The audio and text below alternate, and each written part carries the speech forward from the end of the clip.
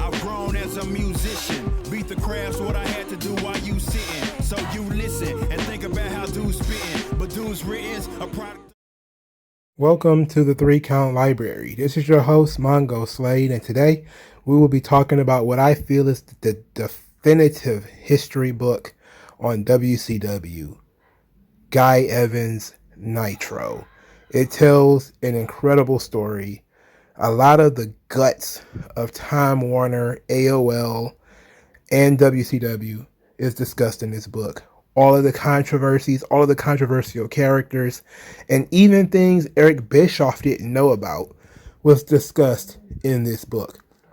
It is, and again, my opinion, the best book written on the later half of Jim Crockett Promotions.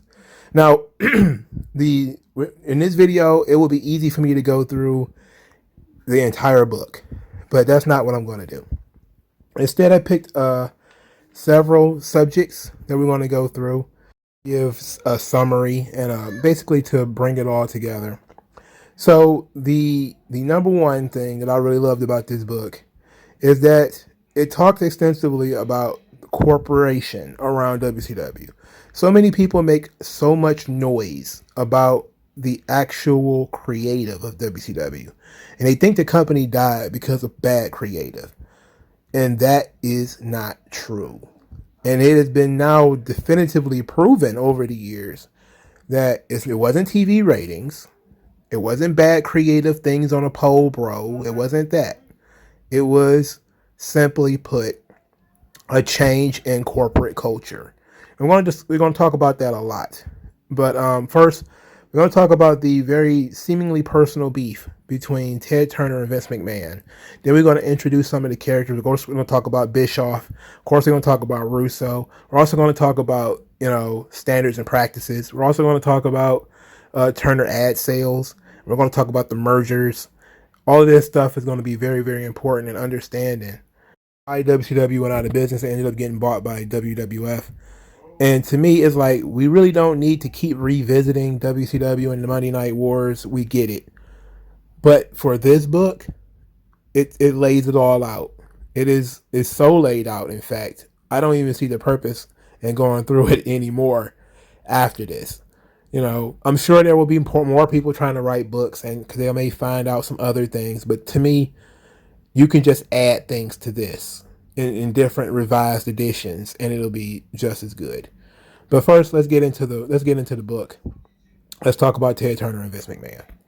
Guy Evans talks a lot about the history of Ted Turner. He gives a pretty much, not a full biography of Ted Turner, obviously, but talks about, Ted Turner extensively in this piece. But then, after a while, he becomes a background character as, Bischoff and Russo and all those guys become to the forefront.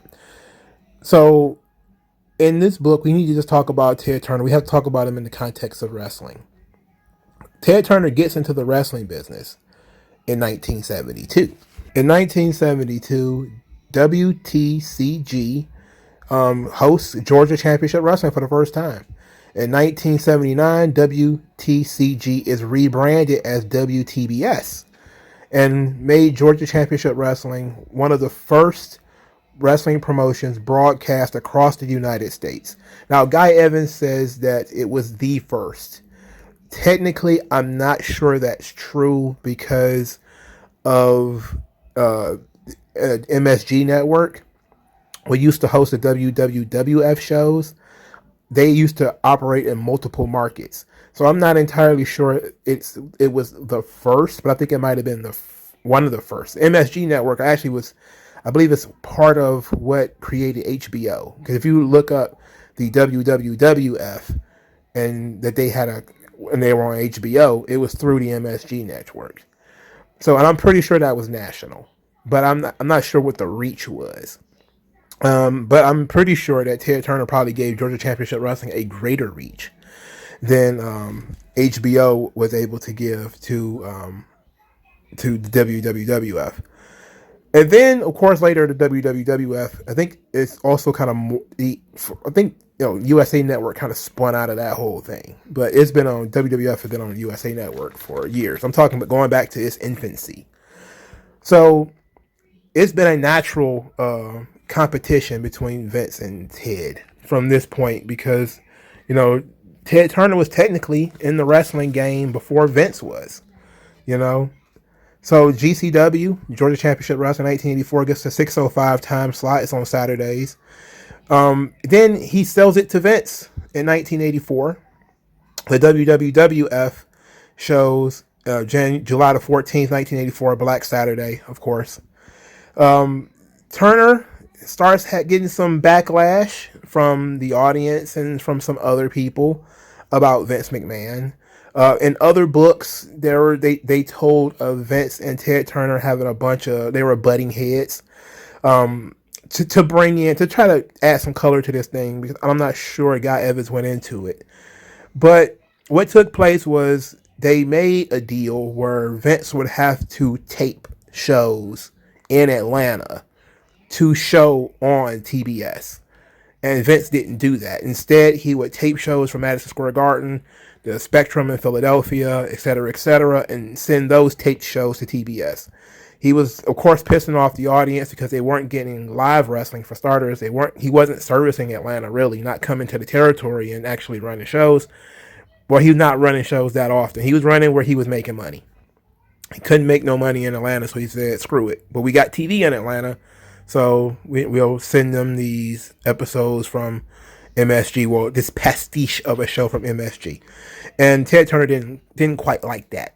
Then from another book, we also learned that Ted Turner starts to tell Vince, hey, you should give up the time slot. But they got a contract. And Vince doesn't have to give up the contract. So Ted Turner starts doing other things. He starts screwing with Vince, moving the time slot. Then he actually starts running wrestling companies on TBS. One of these companies was UWF, which used to be owned by Bill Watts. So that kind of created the problem, the schism between Vince and Ted Turner right there. So because Ted Turner was putting all this pressure on Vince to, sell this time slot, Vince ended up doing it. He sold it to Jim Crockett Promotions for a hefty sum. And then Vince, and Ted, they had that big schism. And this is where, Vince infamously told them they were going to choke on that time slot. And Ted Turner then gives the slot to Jim Crockett, which, of course, gave birth to Jim Crockett Promotions. WCW is modern WCW. Modern being within the most recent incarnation of WCW. So then that was in 1985 when Vince sold, in March of 85, where Vince sold the airtime to Jim Crockett. And this made Jim Crockett Promotions the second largest professional wrestling company in the world. Bigger than New Japan, almost as big as the WWF. But it didn't last. Jim Crockett Promotions started to lose a lot of money. Turner ended up buying Jim Crockett Promotions for $9 million in 1988. And then, of course, we have early 90s WCW, which wasn't very good. But it was cheap programming, and that's really all Ted Turner cared about. Then this young upstart, executive producer of WCW, Eric Bischoff, comes to him in 1994. He's already made a couple of big deals. He signed Hulk Hogan. He's got some things done. He's moving. He's shaking. He's actually cutting down some of the debts of WCW. They're actually beginning to make a little bit of money. Not a lot, but a little bit. And he comes to Ted Turner with this idea. And this idea is to have a live wrestling show. And Ted Turner puts it on Mondays.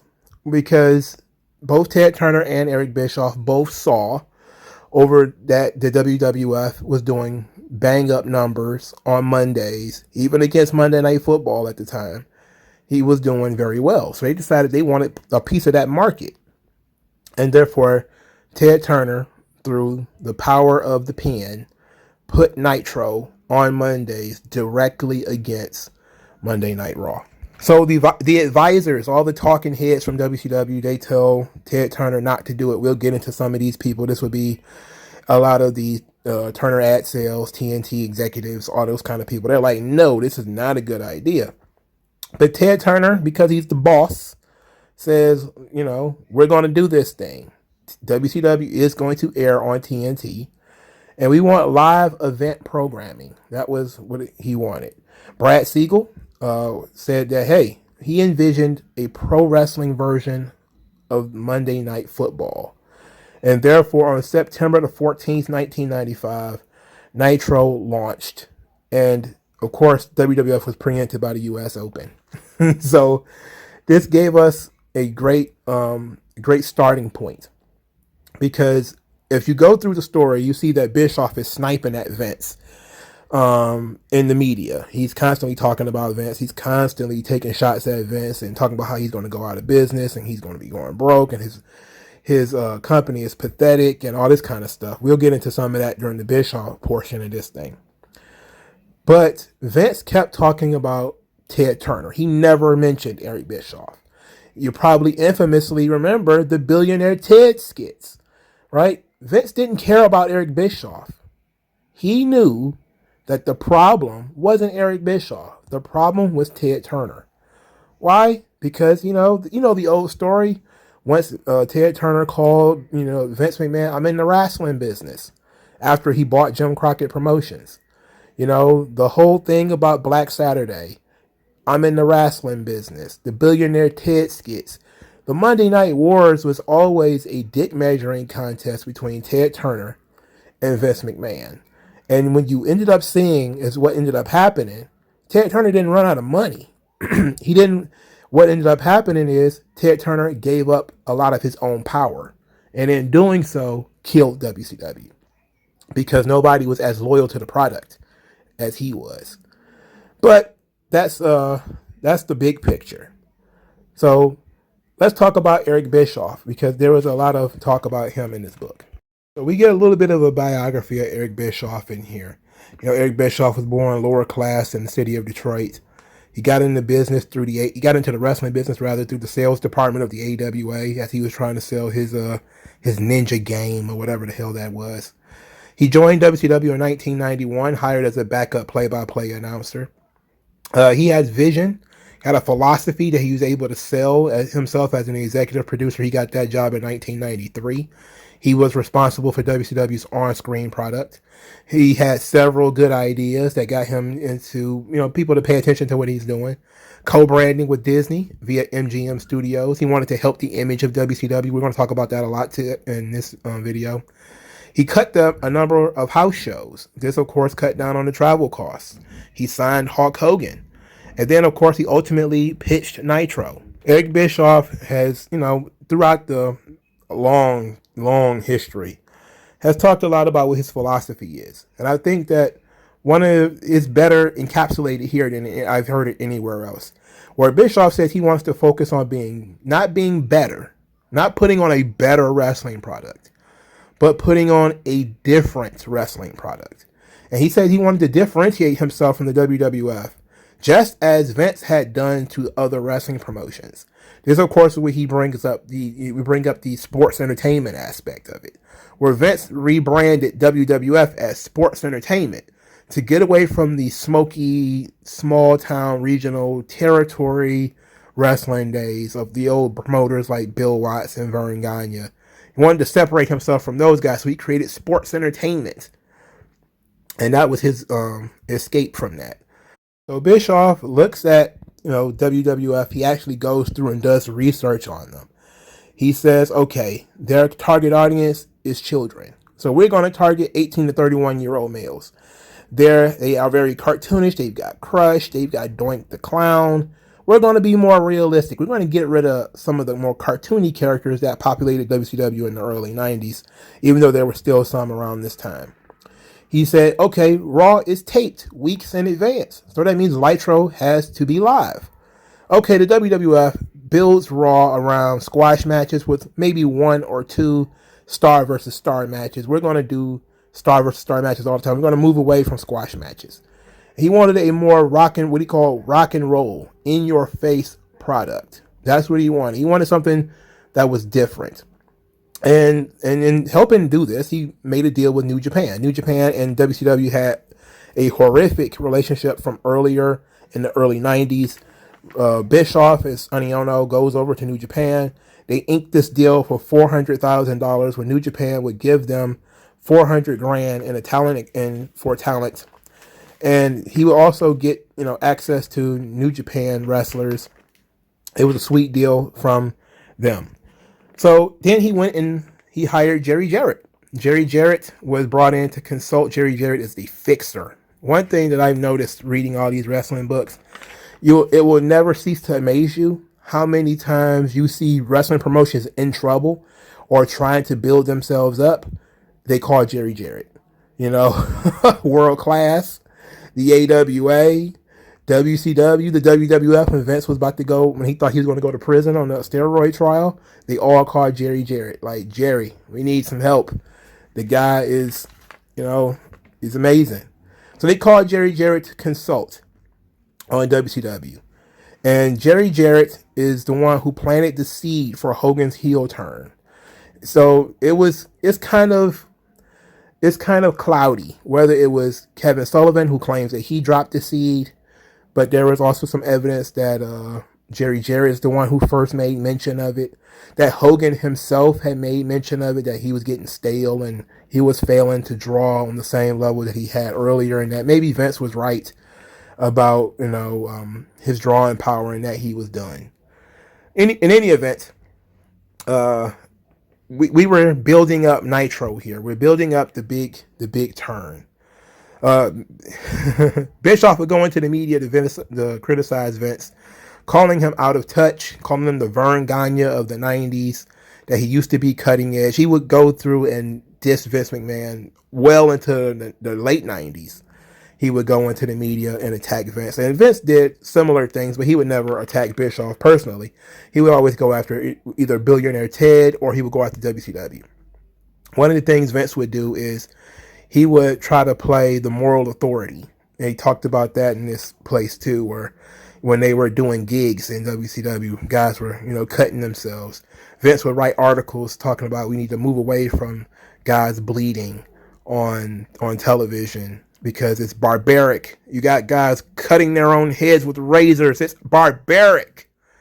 And then, of course, in later years, Eric Bischoff was the one complaining, oh, there's too much TNA on Monday Night Raw. It was mudslinging on both sides, but both one of them were trying to be, whatever the other one was doing was obscene. It was absolutely terrible for children. It was bad. You need to stop doing it. Whichever one was, Bischoff saw what Vince was doing was working. He started to take jabs. This will, of course, be later in 98, 99. But when WCW was winning and, they were stomping it to Vince at the time, Vince would go to the media and talk about, Ted Turner's got all of these guys cutting themselves on TV. Like, why would he do that? Why would you have guys cutting themselves on television, Ted? Why would you do that? So it was really ugly and quite funny to read some of those old articles. In any event, as WCW got more successful, we find out that Eric Bischoff started becoming a little bit more unhinged. He actually became a lot more unfocused, and he took on more control of the company. Kevin Sullivan, up to a certain point, had been the booker. But as WCW starts, really coming into its own, as, the NWO angle is rolling, and Hogan is turned heel, and now that whole thing is on fire, Bischoff has taken more of an active control of the roster. And he's actually, taking more control of the creative. And now he's also going to become a TV character. And so now he's taking on a lot. He's doing a lot. He will also criticize Vince McMahon for becoming a TV character, saying that he stole his idea, even though Vince had did it first. He did it in Memphis. In any event, Bischoff gets a promotion in 1998.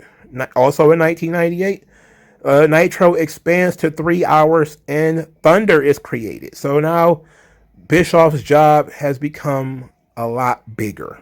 He now has to find a way to produce not only a third hour of Nitro, but another 2 hours for Thunder, which of course Bischoff talks about how that was horrible for him to have to do, because producing 2 hours of pro wrestling and making it entertaining is hard enough. And now we're going to get 3. So around 1998, things are starting to turn around. WWF is starting to really fight back. And Bischoff goes to the media to criticize Vince. He criticizes the Attitude Era After standards and practices, Terry Tingle, and they get on his ass about the nature of Nitro and some of the things that they're doing. Now, people are calling the cops because there's gang fights in Disney parking lots.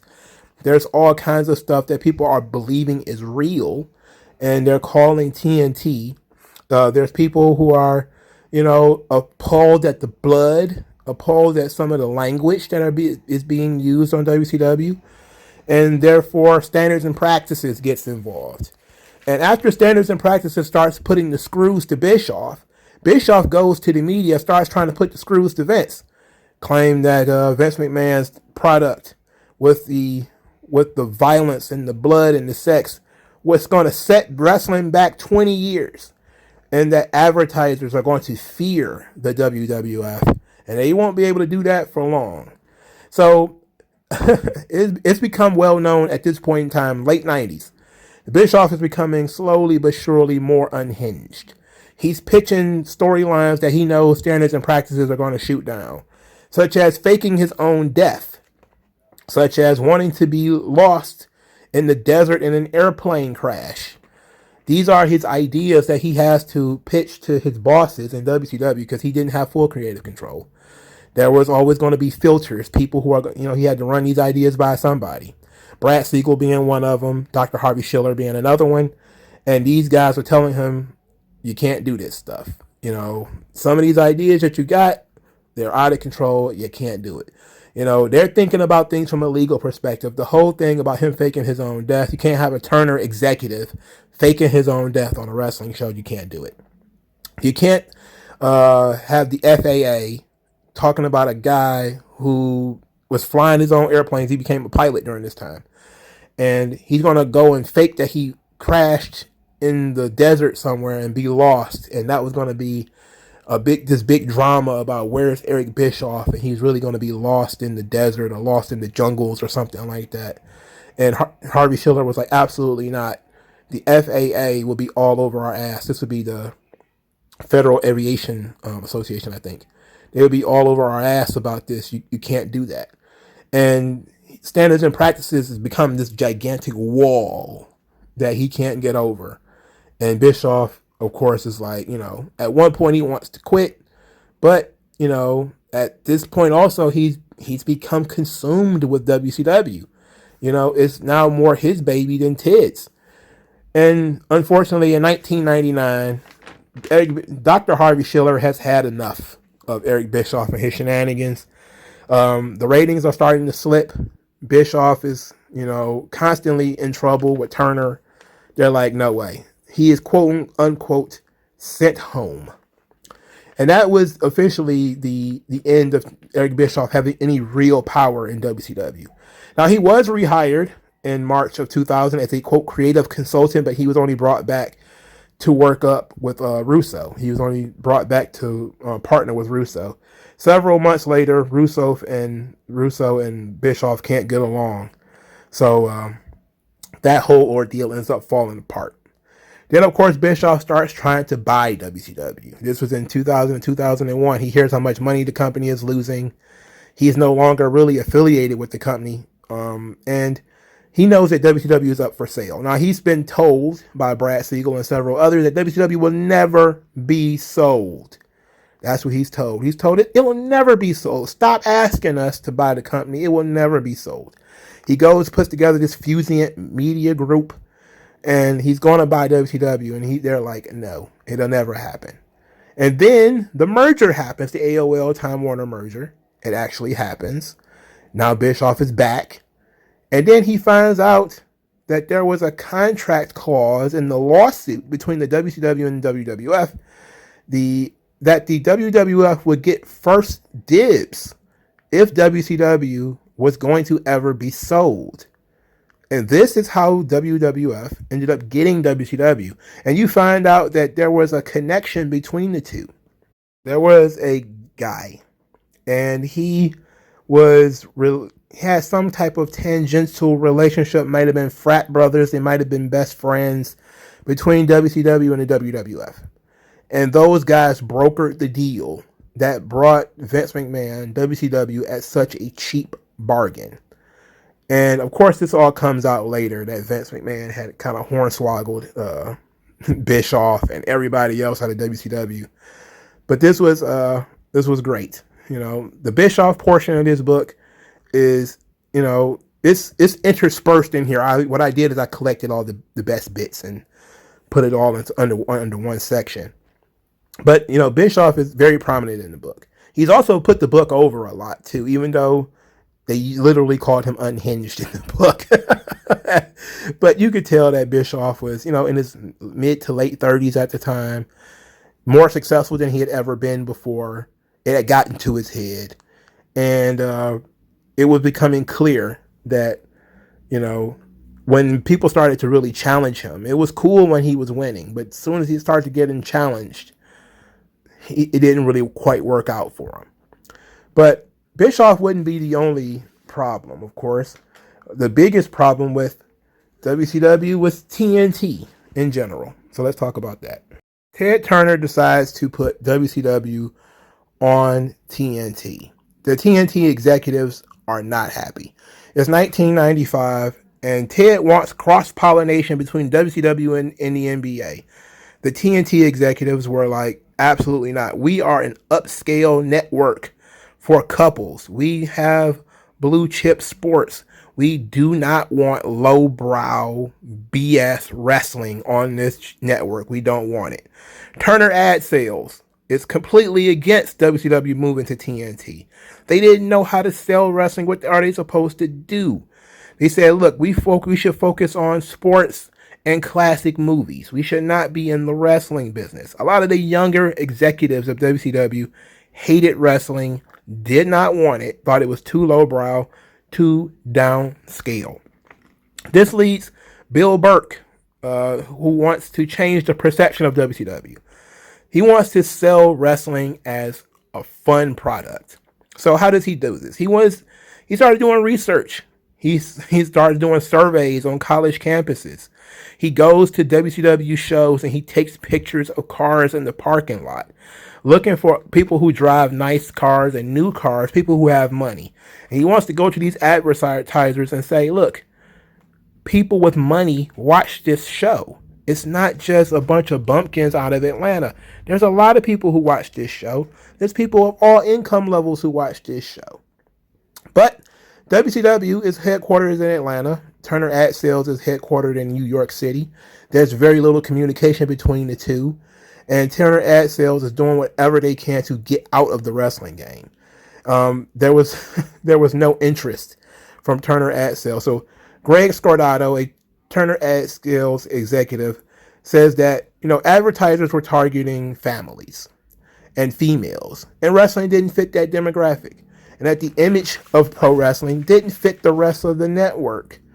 That the revenue from ad sales consistently failed to meet the size of the audience. So why 5 million people was watching Nitro at the time, they weren't making the same money as a great show that people wanted to invest in with 5 million viewers. Joe Uva, the TBS president of entertainment sales and marketing, says something that I think is a great quote. He says, quote, I would rather have a highly desirable 2 over having a 5 without advertisers. And that there was a lot of issues with the content of WCW. And this is, in my opinion, a big issue between modern wrestling and wrestling from 30 years ago. You talk about, I see guys just going for Mark Madden, a lot of other people. There's never been fewer people watching wrestling than it is now. It's like, yeah, they were making a lot, but they're making more money now. And it's not just the marks giving up more money on t-shirts, which is partly the case. It's partly true. But I'm pretty sure if you take some of the posters that people were buying in 1999 and adjust it for inflation, it's probably about the same thing as a John Cena t-shirt today. But what they're saying is both companies were losing advertisers. The WWF would lose advertisers in 2000, 2001. That's why they changed what they were doing. Then, of course, they would end up changing again after the Benoit tragedy. But WCW was having a difficult time selling ad space on Nitro. And that's really what TV shows are for. TV shows exist to sell ad space. It does not matter what your great demographics are or what the numbers are if nobody wants to invest in the show. That is the absolute golden nugget of this book. If you don't take anything else away from this book, that's the one thing Guy Evans talks about consistently, is the problem that they had selling ad space on WCW. Advertisers did not want it. Therefore, the executives did not want it, did not care about it. Said to themselves, it is absolute trash TV. We don't want it. Of course, Vince Russo would make it worse. So we'll talk about Vince Russo in a moment. Of course, Ted Turner would defend WCW. It was getting gangbuster ratings. He will famously, he told this story of American Express. Ted Turner is in a meeting with American Express trying to get them to advertise on Nitro. American Express is like, absolutely not. We're not investing in wrestling. Wrestling is too downscale, it's too lowbrow, it's for low income people. Ted Turner goes in his wallet, pulls out an American Express card, says, I am a billionaire. I watch WCW, and I also use your product. And here I am telling you, you should advertise on my product, and you're giving me excuses why you can't. That's a problem. That's an issue. I have a problem with that. Like, that's a tremendous story. And it's something only a boss can do. You got boss moves when you're sitting across the room from other bosses and they're telling you why they can't do business with you. And then you say, well, look, you don't do business with me. How about I don't do business with you? And that's what he's saying without saying it. I could cut up this American Express card. I'm a billionaire. I do what I want. And I want you to promote wrestling. Advertise on this wrestling show. Or lose me as a customer. What is it going to be? What kind of game you going to play here, American Express? I really wish I could go back in time and see whether an American Express commercial showed up during Nitro or not. I bet you there's probably two at this point. And trying to help the image of WCW, they also talked a lot about Nitro's success. They would have these surveys, and they would say that Nitro had more teenagers watching it than MTV, which is still today in 2021 a monster when it comes to the young people's audience. That they have more men watching WCW than ESPN does. Again, ESPN is a sports network, monster in sports. That 1.2 million people in the 18 to 49 male demographic were watching Nitro, and that they were doing 675,000 home video sales in a month. They were killing it. Nitro was doing excellent and could not get advertising. So after the merger, AOL buys essentially Time Warner. Then TNT is being rebranded as a drama network. And AOL said they wanted content that was contemporary, meaningful, suspenseful, exciting. It wanted to target affluent suburbanites in cities, not pro wrestling fans. WCW had to go. And they didn't care to who, and they didn't care how. They just wanted it gone. Because despite the fact that it was successful, and they could point to all of the successes that they have, they did not want it. Period. And part of this comes from standards and practices. We're going to talk about standards and practices. So Terry Tingle, whose name is mentioned a lot in Bischoff's podcast, she doesn't come up that much in the book. But standards and practices, they gave Bischoff and Vince Russo a list of things. We'll talk a lot about the Vince Russo stuff in a minute. But they told Eric Bischoff, no more 18 to 49 demo. We don't care. You need to focus on families. That's what we want to see. We want to see families in the crowd of WCW. Bischoff, before he had this meeting with Terry Tingle, where he was blindsided about all these rules, He claimed he did not even know Standards and Practices even existed before this. They were the shadow government inside of Turner Broadcasting, who just managed to appear. The moment Nitro started getting successful, here comes Standards and Practices. And now they coming in to lay down all the rules. There was limitations on foul language, no death threats or nudity of any kind. Later, they would add to these things under the Russo era: no cursing, no blood, no intergender violence, no death, no nudity, no urination or defecation, and then they would just make things up as Vince Russo did them. He would do something else that people thought was nuts, and they would say, yeah, you can't do that. Bischoff was so frustrated with Standards and Practices that he wanted to quit. He said that everything that made Nitro successful, Standards and Practices wanted to take it away. And Joe Uva, who was worked in TBS, says that, Standards and Practices just told Bischoff to be on the lookout for things. We didn't demand that he change anything, only that he monitor things. It was like being in the mob. They came up to you. It's like, Bane in Dark Knight Rises. Bischoff is like, I run WCW, and Standards and Practices put their hand on his shoulder. Like, do you feel in charge? We're in charge. We tell you what you're going to put on this show. We are the content moderators, the moral authority of Turner. You don't get to do what you want. We decide what's okay for television. And they told Bischoff, get rid of that 18 to 49 demo. We don't care. It doesn't work. Advertisers hate that. Get rid of it.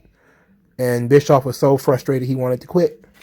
Vince Russo would claim that they were making things up as they went along, even though Standards and Practices, as they disguise in the book, says that Vince Russo was actually given a handbook and that he was purposefully doing things that was against it and basically ruining the whole deal. So, since we brought up the name of Vince Russo, we got to go into talking about Vince Russo. 1991, radio show host John Arezzi introduces Vince Russo to New York radio. Vince Russo's video store, Will the Thrill, is sponsoring John Arezzi's radio show. And John Arezzi brings him on the air sort of as a thank you. John Arezzi and Vince Russo start really making fun of and tearing apart the WWF because the Ring Boy scandal has been broken out, and they're deeply disgusted at boys being molested in WWF without Vince McMahon knowing. Then Vince McMahon does what Vince McMahon does. Our pal from Stanford makes a call to Vince Russo and says, hey, come on over to Stanford. Let's have a conversation, sir. Vince Russo goes to meet with Vince McMahon. And when he comes back from his meeting with Stanford, Vince Russo's attitude about the WWF has completely changed. He now thinks, man, you know what? The WWF ain't so bad. They didn't know what was going on out there. I mean, come on. Because Vince Russo changed his mind after Vince McMahon had a conversation with him, John Arezzi and Vince Russo have a falling out. After the video store is in trouble, is going out of business, Vince Russo cashes in that favor. He sends a letter to Linda McMahon and gets a job working for WWF Magazine in 1994. He becomes lead editor there, and then he becomes a member of the creative team in 1996. 1997, he becomes the head of WWF Creative. October of 1999, Vince Russo is completely burned out from the WWF schedule and says that he doesn't believe Vince McMahon cared about him or his family. He has talked about this extensively. So, and he also wanted $1 million, which is a part that he always leaves out, is that he wanted $1 million to be the writer of Raw and felt like he earned $1 million because, Raw's ratings had blown up since he had taken over in 1997. Things had changed. He wanted more money. He also wanted more time off. Vince is allergic to time off and says, absolutely not. And I'm not paying a writer $1 million. Not happening. Vince Russo says, I'm going to WCW. And therefore he did. October of 1999, Vince Russo signs a contract with WCW. First thing he does is brings in Ed Ferrara, his old writing buddy from WWF. And he starts doing interviews. And this would be it's something I never heard of until I read this book. Vince Russo did an interview that he says that as an American, I don't care about Mexicans. I don't care about Japanese talent. I care about American talent. I'm an American. I care about American talent. This, of course, would be the linchpin for Sonny Ono's lawsuit that would take place several years later. But this was a big, big issue because this would decide the future of Nitro from this point forward. After this, of course, standards and practices get their hooks into Russo. I mean, come on. You can't make those comments without standards and practices showing up. J.J. Dillon is asked, he's brought in as a consultant, he's asked to critique the product that Vince Russo is putting on screen. Vince Russo is aghast to find out that J.J. Dillon actually cares about wrestling. J.J. Dillon tells him that 25 of 34 matches end in disqualification or no count out. There's tons of hot shotting, and that the fans are deeply unhappy with Vince Russo's style. Vince Russo is not happy with that. February 2000, Brad Siegel and Bill Bush decide to remove Russo from the head writer of WCW. A committee is formed. Vince Russo immediately quits. Now, he is technically in the company for 6 months. He was head writer of Nitro for 6 months before standards and practices and the Turner executives yanked him and said, no way. We don't want to deal with this. They try to make him a member of the writing team, but Russo doesn't want a writing team. He wants to be the head writer. In March of 2000, Eric Bischoff is brought back to oversee / work with Vince Russo. In April 2000, Vince Russo becomes a television character. Then later, David Arquette wins the world title. People are absolutely pissed. Vince Russo tries to make it the excuse that, hey, this is not a publicity stunt. We just want it to be unpredictable. Vince Russo then says, look, I'm not a booker. I'm a writer. Bookers put matches first. I don't care about matches. I think we should put stories first. People are aghast at Vince Russo. Like, how dare this guy care about stories? Like, what are you talking about? This should be wrestling. June 2000, Russo gets frustrated with Bischoff. Bischoff does not like Vince Russo. And standards and practices. Standards and practices is back. Russo quits again, even though he came back in July. Of course, Bash at the Beach 2000 takes place. You know, there's this whole ordeal about Bash at the Beach, what took place. Jarrett Hogan match ended up being absolute nuts. Ended with Hogan suing WCW, winning a bunch of money. Matt Williams, the research director of WCW, did yet another research paper on what was going on with the fan base of WCW. He finds out that WCW was considered a pro wrestling show, a purer pro wrestling show than the WWF. But Vince Russo's style is too much soap opera. The Crash TV style of Vince Russo clashes with what the traditional Southern pro wrestling fans want, which is a solid in-ring product. Of course, Vince Russo does not care. He also doesn't care about Bill Goldberg. Vince Russo, because Goldberg could not be fired, he's one of these people with these ironclad contracts. So Russo tries to fire Goldberg. That doesn't work. Goldberg can only leave WCW if he voluntarily signs a release. On Nitro, Russo tries to get Goldberg to sign a release. Then he comes up with this idea to have O.J. Simpson have a lie detector on pay-per-view. He's going to pay him $3 million to do this. Then, of course, Russo makes himself the world champion in 2000. And in October of 2000, he quits. So Vince Russo had a very tumultuous run in WCW, filled with a lot of piñata on a pole, which, of course, again, as I said, Sonny Ono, when he sued WCW, he says, hey, you know, when Vince Russo took over, a lot of the emphasis on the Japanese wrestlers and the Mexican wrestlers went away.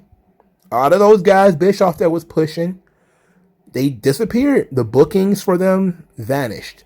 It became, the cruiserweight division got whiter, and it became at some point mostly white guys.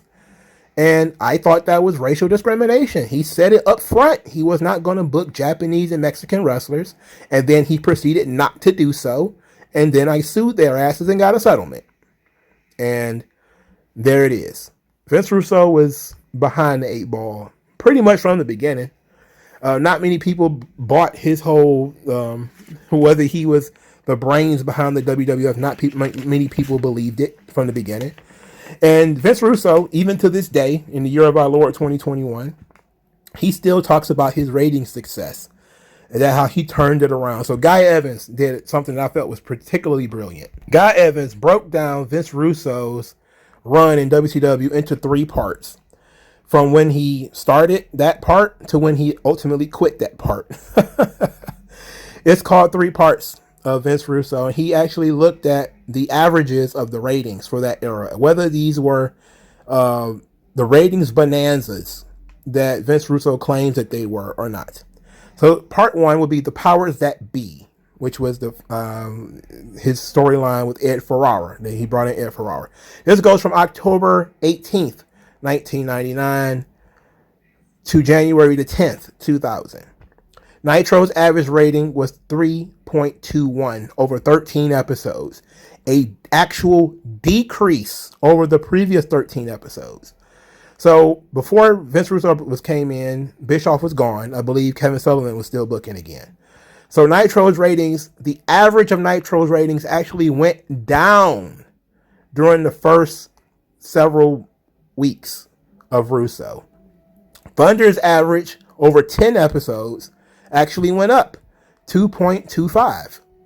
The pay-per-view average was 0.43, which was also a slight increase. So you got the Dream Team era, his partner up with Eric Bischoff, which happened from April the 10th, 2000 to June 14th, 2000. From the previous 10 episodes, Nitro's ratings actually increased to 2.9. Thunder's average over 9 episodes also went up to 2.61. But the pay-per-view averages was a 0.2. It actually went down. Now, again, there were other people taking over in between this time so that we can have a good look at what they were comparing it to. Then the final run, the last 3 months, will be called the Blaze of Glory era, from July the 10th, 2000 to October 2nd, 2000. Nitro's average was a 2.84, the lowest they had ever been.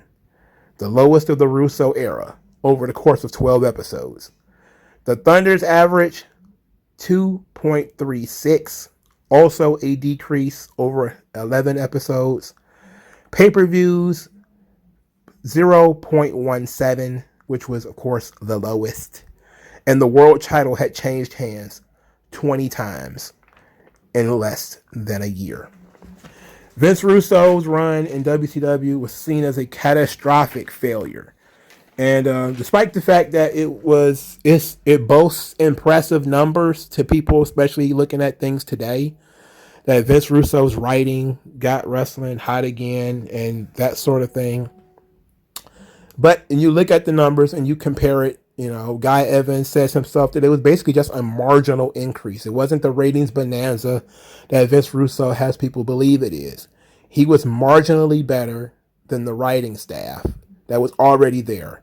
And maybe if they were and this is me, not Guy Evans, but I think maybe if you'd have let Kevin Sullivan run with it, he probably could have outdid Bischoff and Russo at that time. Let's be honest, at that time. After the NWO had already run its course, which was a Bischoff thing, I think that the next step for WCW was, something that most of these guys were not ready for.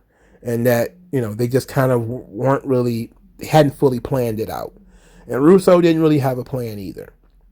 And I love the fact that we see that there were people doing research, quality research, people being brought in to consult, and that they were being told, they were telling WCW, this Russo thing is not working. It's pissing off fans.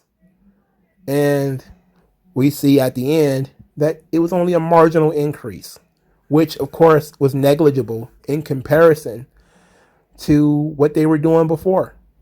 And I mean by before, I mean 13 episodes, same year, same roster, 13 episodes, 13 episodes.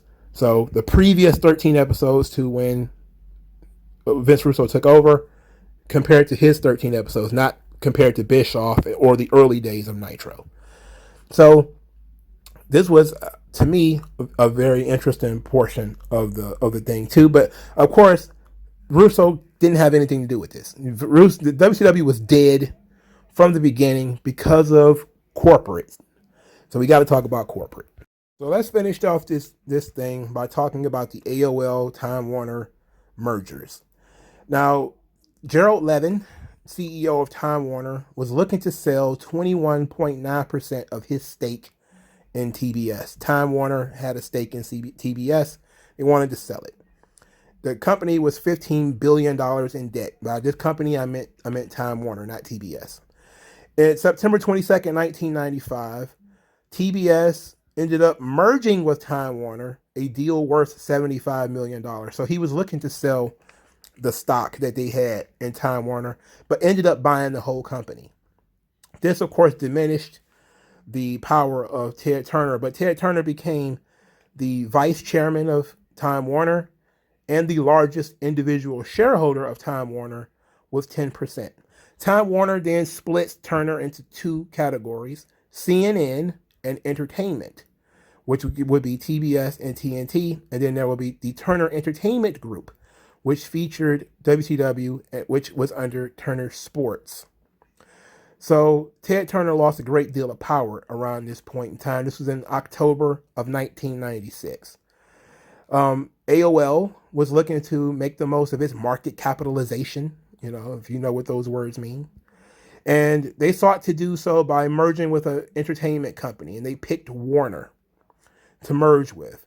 There was a lot of whining and dining, but in January 6th of 2000, the agreement to merge with Time Warner was finalized. AOL shareholders received the majority of the shares of this new company, 55% of the shares.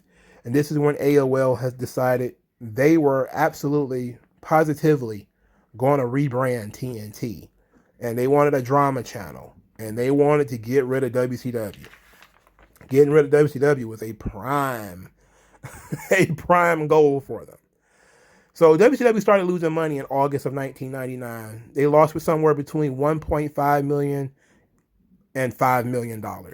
At one point, there was a company that was looking to partner up with WCW, a live event promoter called SFX Entertainment. They wanted to buy a piece of WCW, so they needed to see the books. And they found that it was losing $61.2 million. $61.2 million. This is in the late 90s. Then the WWF tried to buy it. They were going to, and they genuinely were going to buy WCW and air it as a sister show to Raw. But Viacom, who they were doing business with at the time, who owned TNN, said we will not air WCW. It will not happen. And therefore, it put the skewer to the WWF's deal with buying WCW actually earlier than they really did, because they would have nowhere to air the show. Then there was a woman called Lenita Erickson. She was getting together a group. She was the friend of Gene Simmons and Kiss. She was hired to WCW by Brad Siegel. She tried to put together a group to buy WCW. Eric Bischoff absolutely lambasts this woman on his podcast, calls her a ring rat and a bunch of other stuff. He didn't even know she existed until this point, until he read the book. So Eric Bischoff has Fusient Media Ventures, a partnership with Brian Bedall. Brian Bedall had created Classic Sports Network, which was purchased by ESPN in 1997. They offered $67 million and planned a WCW reboot, but the purchase required federal approval. They couldn't find a network to air the show after TNT was going to be rebranded. So that really diminished the value of WCW. This, of course, and then they found out that the WWF had first dibs anyway. And another related note that I thought was actually very interesting, and let's end on this, is that Jerry Jarrett, who was brought in to consult with WCW, he was brought in again to consult with WCW. He heard that the company was having trouble. He went to an investor, and he was going to buy WCW. Jerry Jarrett nearly bought WCW.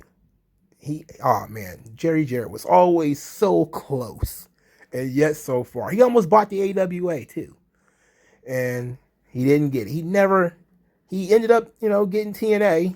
His son talked him into that TNA thing, but Jerry Jarrett, wasn't until he started his own national wrestling promotion he actually got one. But he had two or three different bites of the apple. He almost had AWA, but Vern said, you don't give my son a job, I'm not messing with you. And Jerry Jarrett was like, we have absolutely no use for Greg Gagne. And the deal fell through. He almost got the WWF, but Vince didn't go to prison. And he almost got WCW, but Vince put it in a lawsuit that the WWF would get first dibs if WCW ever went up for sale. And when they did, WWF ended up buying WCW. And AOL could not have cared less. They didn't care about losing all the money. They just wanted to get rid of it. This book was an excellent x-ray on the corpse of WCW, where you get to see how all the bones connected, and you get to see how all the players and what they were trying to do behind the scenes. Of course, there's a lot of talk about the creative and the storylines and the characters and the motivations of the characters and guys doing this and doing that. To me, I had seen WCW in 99, 2000. I know it was chaotic. I know I've heard Vince Russo. I've heard Eric Bischoff. It was good to see somebody take really good care to really dig deep into this and do personal interviews. That was the thing that made this book so special, is that there were so many people that worked at Turner at the time that Guy Evans literally got on the phone with or did face-to-face interviews with for this book. That's what makes this book special. If you're tired of the Monday Night Wars, which I know we all are at this point, that's okay. Because this isn't about the Monday Night Wars. This is about corporations gutting pro wrestling, hating the fan base, and wanting to have corporate structure, their central plan for a TV network, which did not involve wrestling at all. This was great stuff. Kudos to Guy Evans. This is one of the better wrestling books I've ever read. So thank you guys for listening, and I'll talk to you guys later.